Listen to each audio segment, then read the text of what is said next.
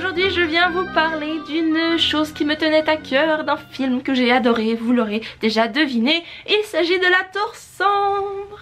Donc aujourd'hui je viens vous reparler de La Tour Sombre. Je vous ai rapidement dit ce que j'en pensais dans un post Instagram, d'ailleurs allez me suivre sur Instagram. Avant de commencer, on va quand même préciser que c'est une série de livres de 8 tomes de Stephen King qui a inspiré le film La Tour Sombre.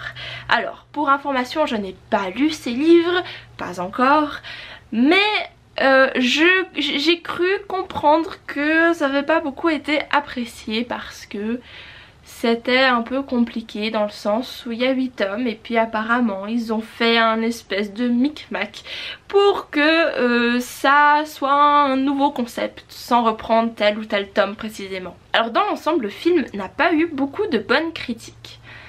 Pourquoi? Je ne sais pas, parce que pour ma part j'ai vraiment bien aimé. Peut-être que si j'avais lu les livres, j'aurais pas du tout aimé parce que je serais là, non mais ça n'a rien à voir avec les livres, je suis déçue de pas avoir vu ci et pas avoir vu ça. Alors du coup mon avis compte en tant que personne qui n'a pas lu les livres. Non, j'aime pas trop ça en général, mais bon, je me suis quand même laissée entraîner dans cet univers. Univers que j'ai adoré, j'ai trouvé ça tellement bien fait. Le film dure 1h30, il a été réalisé par Nikolaj, oh je sais plus son nom de famille, Arcel, Nikolaj Arcel, qui est danois. Comme acteur on retrouve Idris Elba qui joue Roland le pistolero et Matthew McConaughey. Je sais jamais son nom de famille mais vous voyez très bien qui c'est, dans le rôle de l'homme noir, et un jeune acteur dont je ne me rappelle plus le nom. Le casting est plutôt pas mal je trouve, personnellement c'est des très bons acteurs. Donc j'ai rien de plus à dire sur ça. Et ce que j'ai pas mal aimé, c'est qu'en fait, surtout pour le jeune garçon, le personnage était super. Parce que on a pris les caractéristiques d'un adolescent un peu typique et un peu cliché, et on a tout fait à l'envers. Vous le verrez dès le début du film. D'ailleurs je devrais parler un peu de l'histoire du film, mais je reviens juste après. Donc dès le début du film, on a ce petit garçon qui fait des cauchemars et qui fait des dessins de ce qu'il voit, et puis tout le monde le croit un peu dingue, dont ses parents, enfin sa mère et son beau-père, qui veulent du coup l'envoyer dans un espèce de, pas d'asile mais de pensionnat ou je ne sais plus quoi. Et ce qui est pas mal, c'est que pour une fois le gamin il est convaincu que ce qu'il voit est réel, au lieu de, vous savez, cette espèce de doute. Oh mais je sais pas, peut-être que je suis fou, peut-être pas.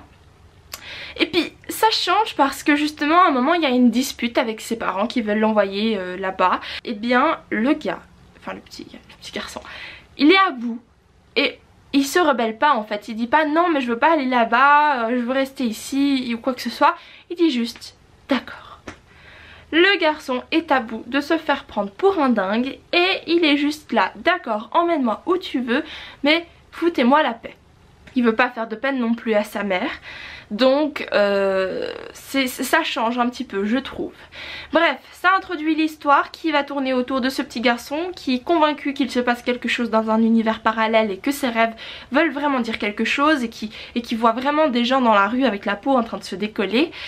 Il va aller dans une maison qu'il a vue en rêve et une fois à l'intérieur il va découvrir un espèce de truc automatique, je ne sais pas, petit boîtier dans lequel il entre un numéro qu'il a vu encore une fois en rêve et il va se retrouver propulsé dans une autre dimension.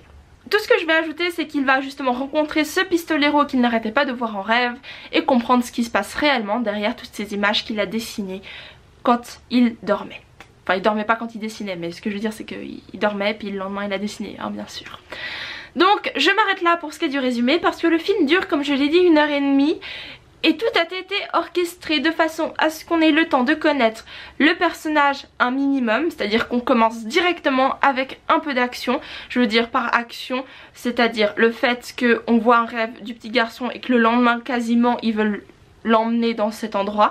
Hein, on va pas passer 36 000 ans à expliquer que voilà, il commence petit à petit à voir des choses, non, on est déjà dans le vif du sujet. Et il va donc évoluer dans ce monde-là, avec de nouveau une courte histoire du passé du pistolero, pareil avec l'homme en noir, comme ça on commence directement les choses.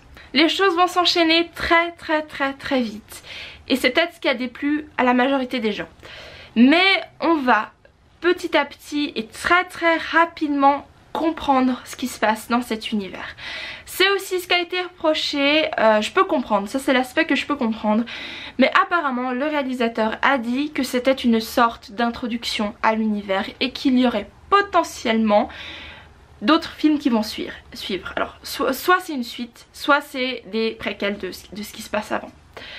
Donc moi je pense que ça va. S'ils nous pondent quelque chose de bien par la suite, ça passera mieux pour ceux qui n'ont pas aimé, mais moi je trouve que c'était quand même un bon début.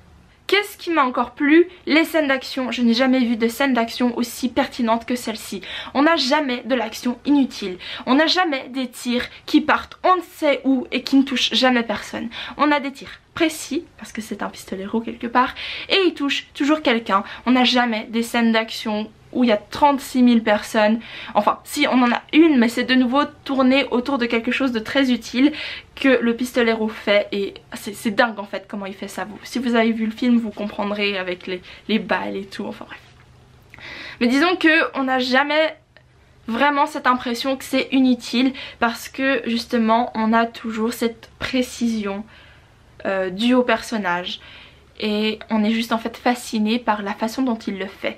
Donc ça passe beaucoup mieux que de l'action pure et dure. Bref, mais moi j'ai vraiment adoré, comme j'aime bien en fait cette histoire de tir avec le petit pistolet ancien avec les trous là, je sais plus comment ça s'appelle. Mais moi j'ai trouvé ça vraiment bien. Ensuite, hormis l'action, les personnages, l'introduction, qu'est-ce que j'ai aimé? Eh bien le méchant. Pour changer, le méchant est vraiment super.